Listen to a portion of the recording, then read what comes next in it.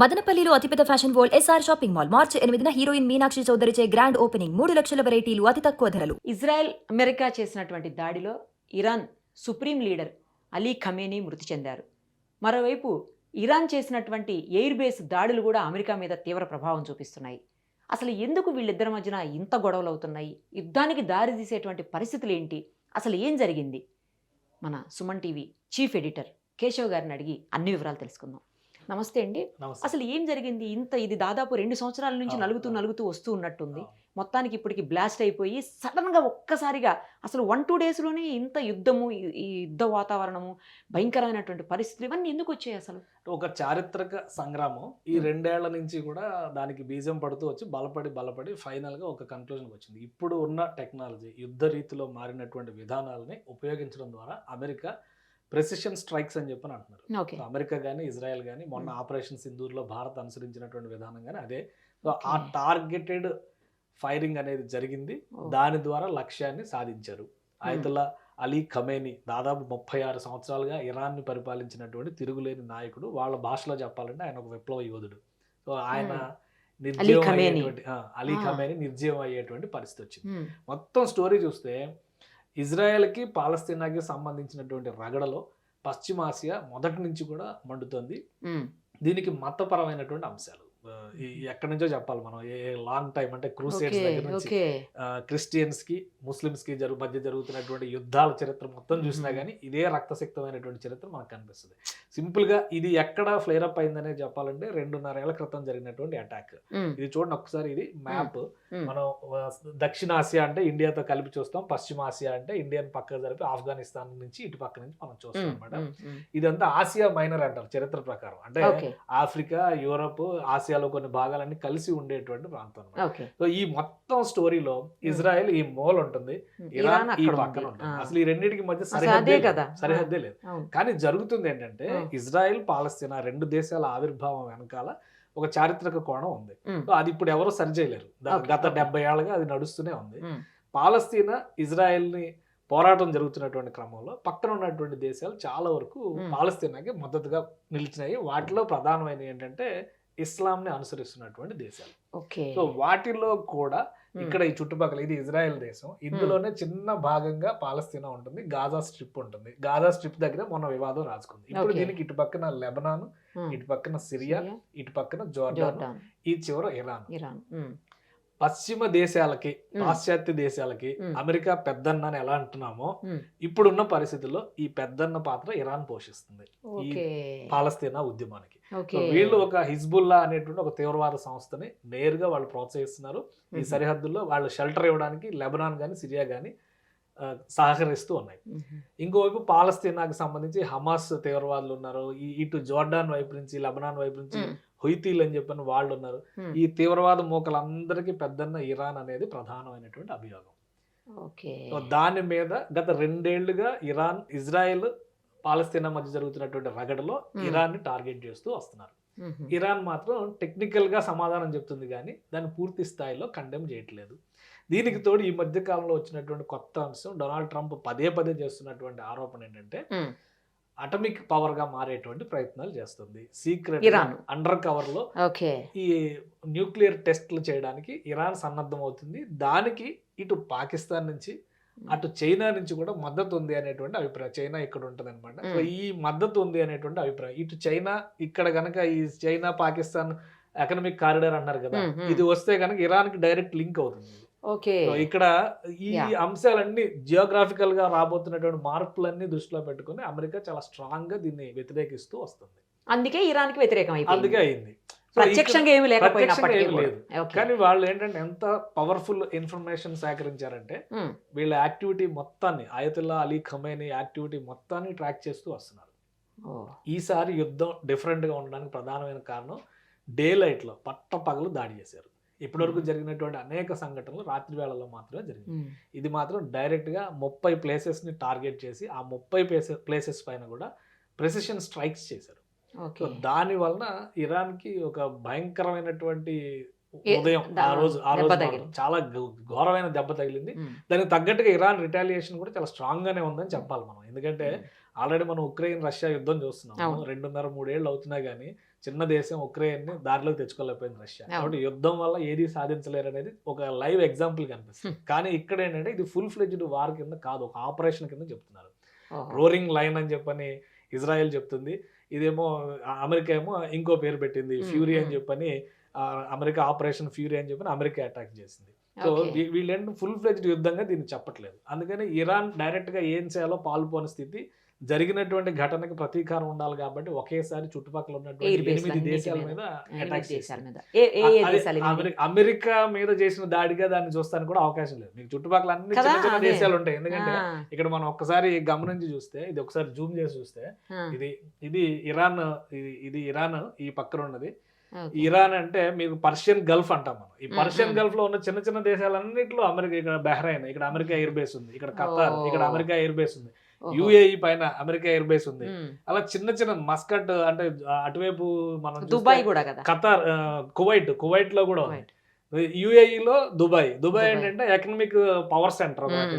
Dubai లో ప్రఖ్యాత అంతర్జాతీయ స్థాయి అట్రాక్షన్స్ అన్ని ఉన్నాయి. వీటిని టార్గెట్ చేస్తుంది ఇరాన్. ఇప్పుడు ఏమీ చేయలేనటువంటి నిస్సహాయ స్థితిలో ఒక రకంగా మ్యాడ్ యాక్ట్ అంటారు యుద్ధంలో. యుద్ధ నీతులు ఏంటంటే ఏం చేయాలో పాల్పోని స్థితిలో విడిగా ఏదో అటువంటి ప్రయత్నం మాత్రమే ఇరాన్ చేస్తుంది. అందుకే జాగ్రఫికల్ గా వెస్ట్ ఏషియాలో అమెరికా బలానికి లేదా ఇజ్రాయెల్ స్థిరంగా నిలబడడానికి చాలా కీలకమైన ఆపరేషన్ గా ఇది అమెరికా చెప్తుంది, ఇజ్రాయెల్ చెప్తుంది. ఇరాన్కు మాత్రం ఒక బలమైన దెబ్బ.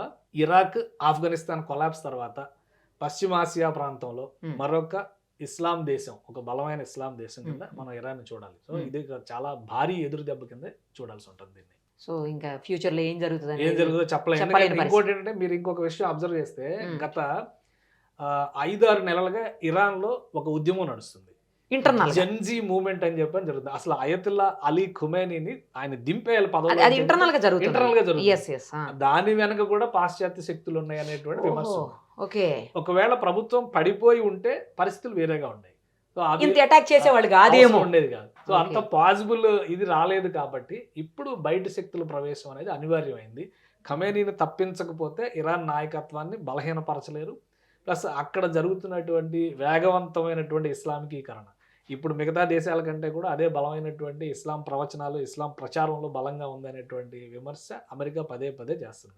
సో ప్రజలకు ఫ్రీడమ్ ఇవ్వాలంటే కనుక లోకల్ ప్రజలు చాలా మంది ఇప్పుడు చాలా సంతోషిస్తున్నారు. ప్రజలు ఖమేనీని చంపేయడం అనేది కూడా అమెరికా చెప్తున్నటువంటి వర్షన్, ఇరాన్ చెప్తున్నటువంటి వర్షన్ వేరే ఉంటుంది. అందుకని ఇది ఒక ఇంటర్నల్ వార్. గతంలో జరిగినాయి కూడా. ఇప్పుడు 1978-79లో ఇరాన్లో ఇస్లామిక్ మూవ్మెంట్ వచ్చి అప్పుడు ఉన్నటువంటి ప్రభుత్వాన్ని పడేయక ముందర వరకు ఇరాన్ చాలా ప్రోగ్రెసివ్ నేషన్ గా కనబడేది.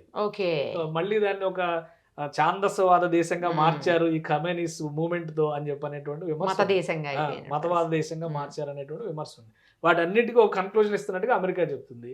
ప్రజాస్వామ్యాన్ని పునరుద్ధరించేటువంటి ప్రయత్నంగా దీన్ని చెప్తున్నారు. ఇజ్రాయెల్ ఏంటంటే తనకున్నటువంటి శత్రుశేషాన్ని మిగిల్చే, ఇప్పుడు హిజ్బుల్లా అనేది ఒక బలమైనటువంటి తీవ్రవాద సంస్థ. హమాస్ తర్వాత హిజ్బుల్లా యాక్టివిటీని ఎక్కువగా ఉంది. దానికి వెన్నుదన్నుగా నిలబడింది ఖమేనీ. ఇప్పుడు ఖమేనీ చనిపోయాడు, ఆ ప్లేస్ ఎవరు రీప్లేస్ అయిపోతున్నారు అంటే యాక్చువల్గా ఇరాన్లో ఉన్నటువంటి కాన్స్టిట్యూషనల్ స్ట్రక్చర్ ప్రకారం ఏంటంటే వీళ్ళకి ఇరాన్ రెవల్యూషనరీ గార్డ్స్ అనేటువంటి ఒక ఫోర్స్ ఉంది, ప్లస్ గార్డియన్షిప్ కౌన్సిల్ అని చెప్పిన ఒక కౌన్సిల్ ఉంది. అందులో ఒక విధంగా చెప్పాలంటే మన రాజ్యసభ లాంటిది అనుకుందాం. మన రాజ్యసభతో దాన్ని పోల్చడానికి అవకాశం లేదు, బట్ అదొక అత్యున్నతమైన సభ. అందులో దాదాపు ఒక 88 మంది సభ్యులు ఉంటారు. వీళ్ళందరూ కూడా మతానికి సంబంధించి మత పెద్దలుగా ఉన్నటువంటి, ఇప్పుడు ఖమేనీ కూడా ఆయన ఒక క్లెరిక్, అంటే ఆయన ఒక మత పెద్దగానే ఆయన ముందు వచ్చారు, తర్వాత రాజకీయాల్లోకి వచ్చారు. సో ఆ తరహాగా వచ్చినటువంటి ఒక కూటమి, మత పెద్దల కూటమి నాయకత్వాన్ని ఎంచుకుంటుంది. ఇప్పుడు ఇంటరిమ్ అడ్జస్ట్మెంట్ కింద 3 ప్రధానమైనటువంటి ప్రెసిడెంట్, వీళ్ళందరూ ఒక 3తో ఒక కమిటీ వేశారు. వాళ్ళు టెంపరీగా పరిపాలన చేస్తారు. ఇంకోటి ఏంటంటే ఇరాన్ కల్చర్ ప్రకారం ఇప్పుడు ఒక పెద్ద నేత చనిపోతే 40 రోజులు సంతాప దినాలు. ఈ 40 రోజుల యాక్టివిటీ అనేది చాలా తక్కువ ఉంటుంది అనమాట. సో ప్రజలు ఎవరు బయటికి రావటువంటి ఇంటర్నల్ వార్నింగ్స్ ఇచ్చారు. అలానే ఈ స్ట్రక్చర్ని రెడీ చేసుకునే వరకు కూడా యుద్ధం విషయంలో ఆ కమిటీకి అన్ని బాధ్యతలు అప్పగించేశారు. సో వాళ్ళు ఏ విధంగా రిటాలియేట్ చేస్తారో సరెండర్ అవుతారా లేదా ఇంకా గట్టిగా కొనసాగేటువంటి అవకాశం ఉంటుందనే దాని మీద ఇరాన్ భవిష్యత్తు కూడా ఆధారపడింది. గట్టిగా పాశ్చాత్య దేశాల ఇన్వాల్వ్మెంట్ కూడా జరుగుతుంది. ఓ పక్కన నేను ప్రతిదీ యుద్ధం ఆపా, లేకపోతే వాళ్ళు చచ్చిపోయాడు, వీళ్ళు చచ్చిపోయాడు, పాకిస్తాన్ ప్రెసిడెంట్ చచ్చిపోయాడు, నేనే యుద్ధం ఆపినా, నేను చాలా మంచోడిని, నాకు శాంతి బహుమతి ఇవ్వాలి అని మాట్లాడతాడు కదా ట్రంప్. మరి ఆయన ఎందుకు చేస్తున్నాడు ఇప్పుడు యుద్ధం? ఆయన చాలా దగ్గరగా ఉండి అటాక్ మొత్తం మానిటర్ చేసింది ఆయన. అదే మరి ఆపరేషన్ ఫ్యూరీ మొత్తం నా కనుసన్నల్లో జరిగిందని ఆయనే చెప్పాడు. దీనికి అదే బలమైన కారణాలు ఏంటంటే, ఇక్కడ మీరు ఒక్కసారి మళ్ళీ ఇప్పుడు ఆఫ్ఘనిస్తాన్ లో అమెరికా పట్టు లేదు, అది పూర్తిగా స్వతంత్ర దేశంగా వాళ్ళ పరిపాలనా విధానం అంతా తాలిబాన్ నేతృత్వంలో జరుగుతుంది. పాకిస్తాన్ మాత్రం అమెరికా కంట్రోల్లో ఉంది. మొన్న ఒక స్టేట్మెంట్, ఆసక్తికరమైన స్టేట్మెంట్ కూడా ట్రంప్ ఇచ్చారు. ఒకవేళ నేను ఆపకపోతే 30 కోట్ల మంది పాకిస్తానీలు చెప్పాడు. అంటే ఏంటి, కొంత ఇన్ఫర్మేషన్ ఉంది. ఓవరాల్ గా ఇలాంటి యుద్ధాలకు సంబంధించి కానీ అంతర్జాతీయ వ్యవహారాలకు సంబంధించి కానీ ఇంటెలిజెన్స్ రిపోర్ట్స్ అనేది చాలా కీలకమైనవి.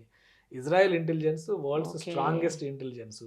మొసాద్ గ్రూప్ చేసినటువంటి, ఈవెన్ భారతదేశం చేసినటువంటి ఆపరేషన్ సింధూర్లో చాలా ఇంటెల్స్ మొసాద్ నుంచి వచ్చినాయి అని చెప్పని చెప్తారు. ఒక ఎమోషనల్ కనెక్షన్ ఇజ్రాయెల్కి భారతదేశానికి కూడా ఉంది. అటువంటి అండర్స్టాండింగ్స్ ఉన్న నేపథ్యంలో ఇరాన్ని కనుక అక్కడ నియంత్రించకపోతే పశ్చిమాసియాలో మళ్ళీ కంట్రోల్ తప్పుతుంది అనేటువంటి ఒక ఆలోచన అమెరికాకి చాలా బలంగా ఉంది. డొనాల్డ్ ట్రంప్ తప్పని పరిస్థితిలో మేము చేసామని చెప్పి అంటారు. వీళ్ళు చెప్తున్న ప్రధానమైనటువంటి కారణాలు 2 కనిపిస్తున్నాయి.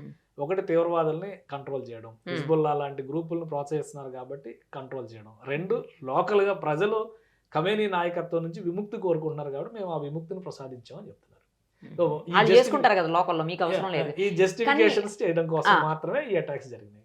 అమెరికా అనేది ఇన్వాల్వ్ అవ్వకుండా ఉంటే ఇంత దారుణమైనటువంటి తీవ్రమైనటువంటి పరిస్థితులు, యుద్ధ వాతావరణం కానీ తగ్గిపోయే అవకాశాలు ఉంటాయేమో. ఇంత అంటే ఒకటి ఇక్కడ స్ట్రాంగెస్ట్ కంట్రీ ఏదైనా ఉందంటే డిఫెన్స్ మెకానిజంలో ఇజ్రాయెల్.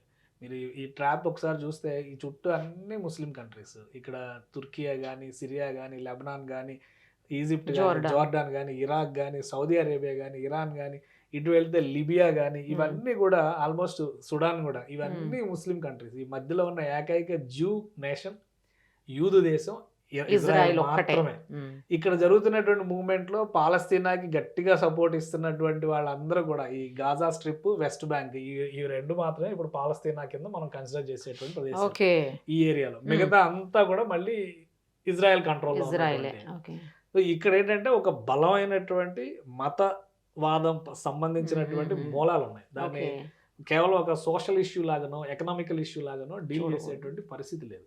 సో ఈ రిలీజియస్ ఫ్యాక్టర్సే మొత్తాన్ని ఇన్ఫ్లుయెన్స్ చేస్తున్నాయి. అందుకనే ఇజ్రాయెల్ చాలా స్ట్రాంగ్ కౌంటర్ అటాక్ ఇవ్వాలని డిసైడ్ అయింది. ఎవరైతే తీవ్రవాద సంస్థలకు మద్దతు ఇస్తున్నారో ఆ దేశాలకు వార్నింగ్ ఇవ్వడం, అందులో పెద్దన్నలాగా భావిస్తున్నది ఇరాన్. ఇరాన్ని చావుదెబ్బ కొట్టాలనేటువంటి కంక్లూజన్, ఆ డెసిషన్ ఇజ్రాయెల్ది. అండగా ఉండాలి. డిప్లొమసీ ప్రకారం చూస్తే అమెరికా సపోర్ట్ తీసుకుంది. ఇప్పుడు అమెరికా సపోర్ట్లో ఉంది కాబట్టి నాటో కూడా అనివార్యంగా, నాటో వచ్చిందంటే దాదాపు ఒక 20-25 కంట్రీస్ మద్దతు పలికినట్టు, బలమైన countries. France, Germany, Italy, Sweden, Spain, England, అన్ని దేశాలు కూడా ఆల్మోస్ట్ యూరోప్లో ఉన్నటువంటి బలమైన కంట్రీస్ అన్ని కూడా వీళ్ళకి అండగా నిలిచినట్టు. అంటే హాఫ్ ఆఫ్ ద వరల్డ్ వాళ్ళ వైపు, ఇజ్రాయెల్ వైపు నిలబడ్డట్టు. అందుకని బలమైనటువంటి ప్రతీకార దాడులు అనేది ఖచ్చితంగా జరుగుతాయి. ఇక్కడ మనం చెప్పాల్సింది ఏంటంటే, ఇరాన్ ఇంత స్ట్రాంగ్ రిటాలియేషన్ ఇస్తుందని చెప్పని ఎవరు ఎక్స్పెక్ట్ చేయలేదు. మళ్ళీ ఈ రోజు ఇప్పుడు ఇంకా ప్రకటించింది కదా, ఈ రోజు ఇంకా తీవ్రతను చూస్తారని చెప్పారు. డైరెక్ట్ డే 1 ఇచ్చినటువంటి అటాక్స్ లోనే ఈ 5 ఎయిర్ బేస్ల పైన అటాక్, మొత్తం 8 కంట్రీస్ పైన అటాక్ చేసినాయి. ఇవన్నీ కూడా అమెరికా ఆపరేట్ చేస్తూ అరేబియన్ కంట్రీస్ లో ఉన్నటువంటి ఎయిర్ బేస్లు అమెరికా ఆపరేట్ చేస్తుంది. అమెరికా ఓన్ నేవల్ బేస్, ఇది నేవల్ బేస్.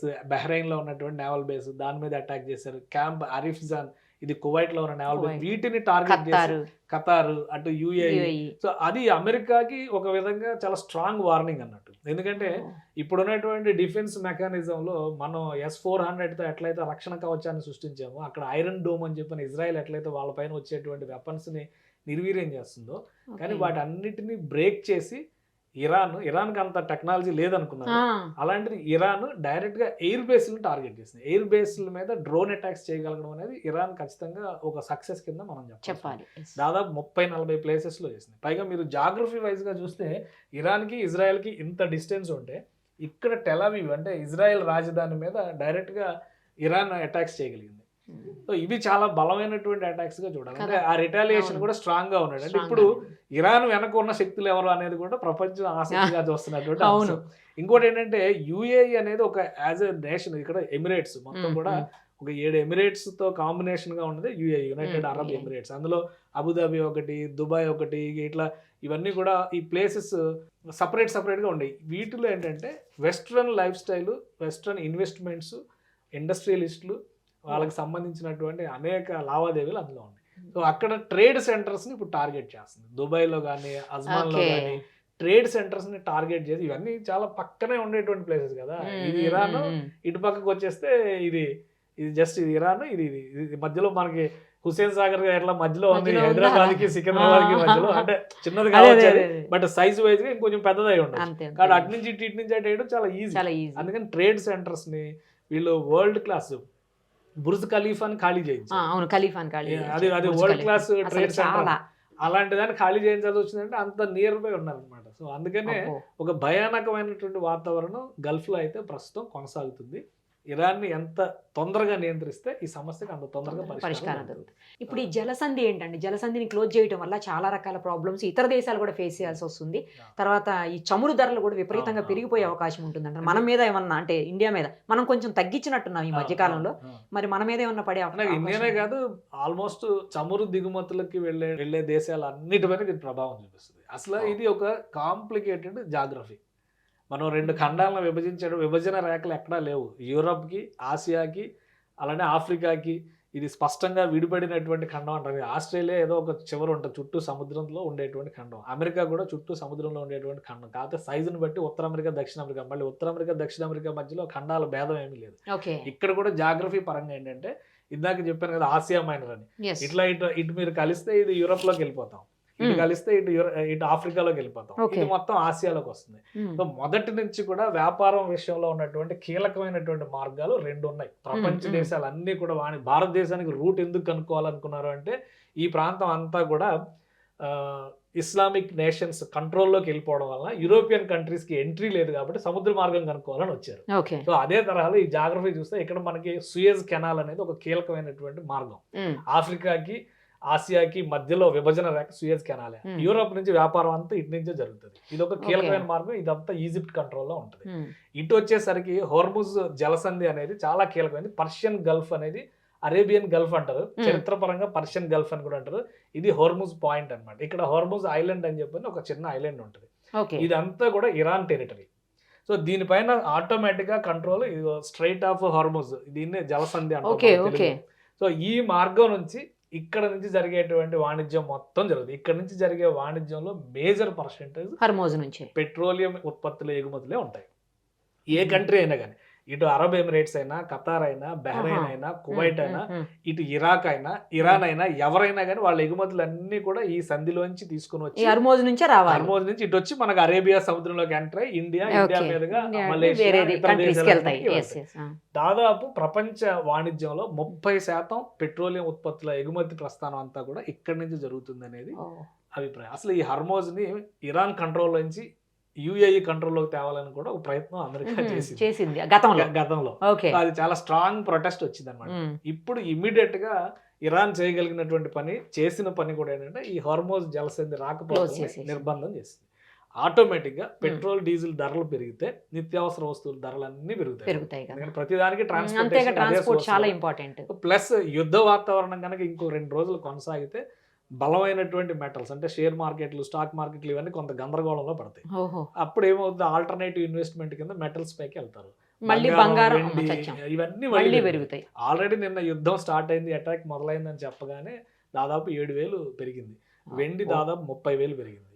అంటే జనవరి 27, 28 తేదీలో దాదాపు 4,25,000 రూపాయలు ఉంది కిలో వెండి. తర్వాత చాలా తగ్గి దాదాపు 2,70,000 దగ్గర ఆగింది. ఇప్పుడు 290కి మళ్ళీ రీచ్ అయింది.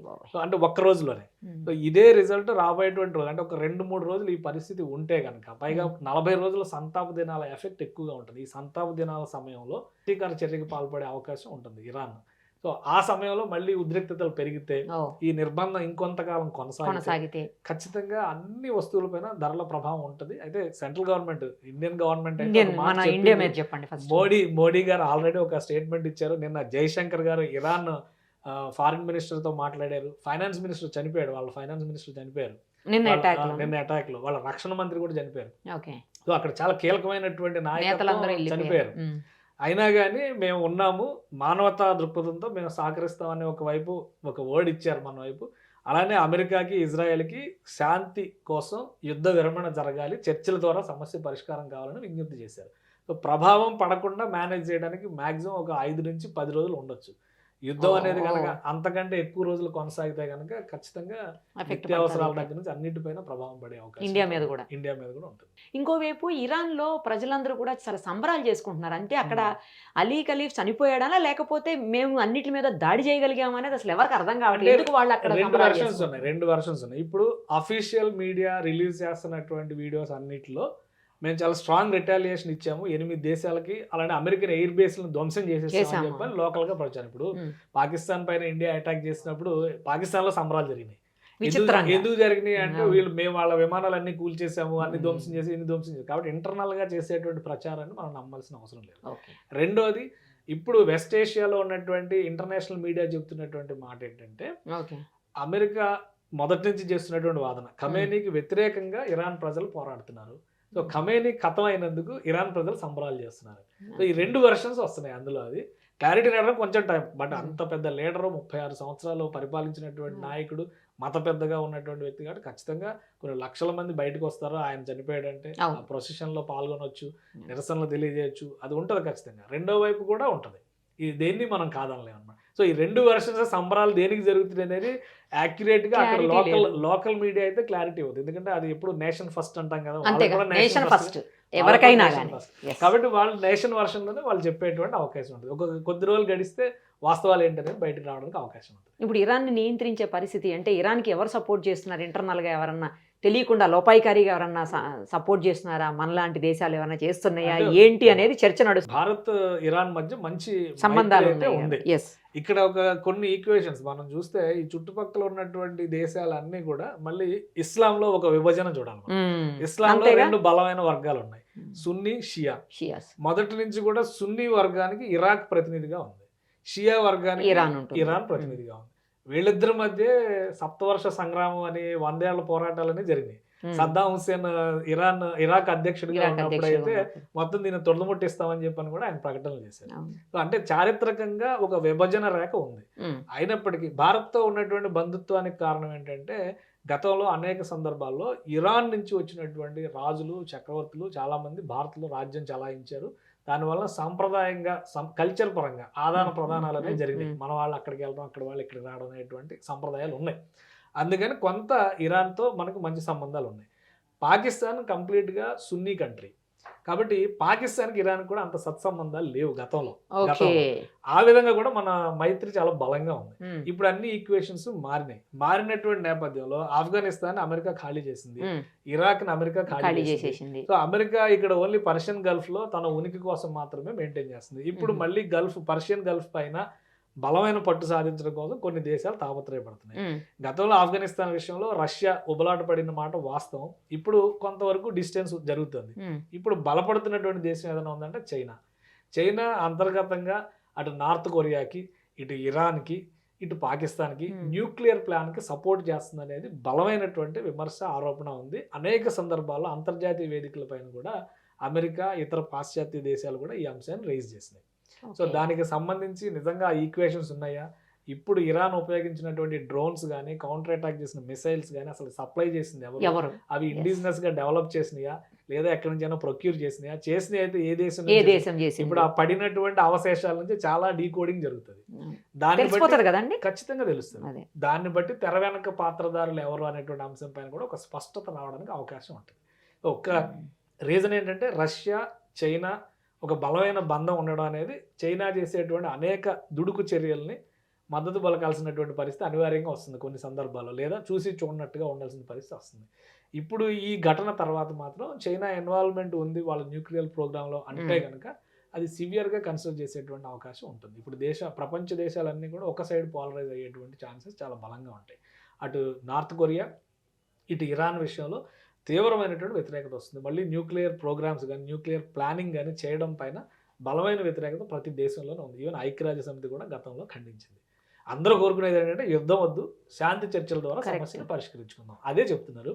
బట్ ఇప్పుడు ఒక్కసారి కౌంటర్ అటాక్ జరిగింది కాబట్టి ఆ కౌంటర్ అటాక్ ద్వారా వచ్చేటువంటి ఆధారాలు ఏ విధంగా ట్రాక్ చేస్తారో దాన్ని బట్టి ఏం చేయొచ్చు అనేది కూడా ఒకసారి మనం చూడొచ్చు. ఈ చైనా దుర్బుద్ధి ప్రతిసారి ప్రతి దాంట్లో బయటపడుతుంది. వ్యాపార ప్రతి దృక్పథం. ఎక్కడ జరిగినా కూడా, ఎక్కడ వారు జరిగినా చైనా ఏదో ఒక రకంగా ఎవరో ఒకళ్ళ పక్క నుండి రెచ్చగొడుతూ ఉంటుంది అనుకుంటా. అంటే అది యుద్ధ నీతి, మరి దాన్ని మనం ఏం చేయలేము. ఎవరి దగ్గర వ్యాపారం, ఇప్పుడు యుద్ధం చేసుకునే వాళ్ళు అందరం చేసుకోమంటారు, మీకు అమ్మే మేము అమ్ముతాం, వాళ్ళు అమ్మే వాళ్ళకి అమ్ముతాం. సో అంటే ఒక వ్యాపారం, రెండు దేశాలు యుద్ధం ద్వారా నాశనం అయ్యి ఇలాంటి కొనుగోళ్ల ద్వారా దివాలా తీస్తే లాభపడేది పక్కన ఉన్న దేశం.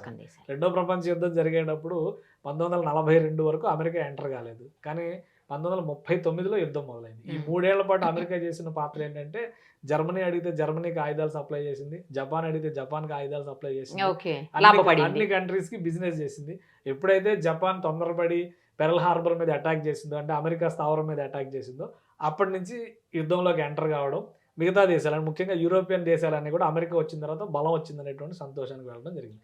సో ఏ యుద్ధం జరిగినా ఒక 2 దేశాల పతనం జరుగుతుంది, మరొక దేశానికి లేదా మరొక 2 దేశాలకు లాభం జరుగుతుంది. అలాంటి వ్యాపార దృక్పథంతోనే చైనా ఇది చేస్తుందా, జియోగ్రాఫికల్ గా కూడా తన డామినేషన్ కోసం అదొక అవసరం. ఎందుకంటే ఇప్పుడు మీరు జాగ్రఫీ వైజ్ గా చూస్తే చైనా ఈ మూల ఉంది, అంటే ఇటు నుంచి సౌత్ కొరియా, జపాన్, ఇటు నుంచి అమెరికాకి మళ్ళీ ఇటు వ్యాపారం చేసుకోవడానికి మార్గం ఉండొచ్చు. అంటే సుదీర్ఘమైనటువంటి పసిఫిక్ మహాసముద్రం. కానీ యాక్చువల్ వరల్డ్స్ పాపులేషన్ అంతా ఉండేది వ్యాపారానికి, బిజినెస్ కి అవకాశం ఉండేది ఆసియాలో.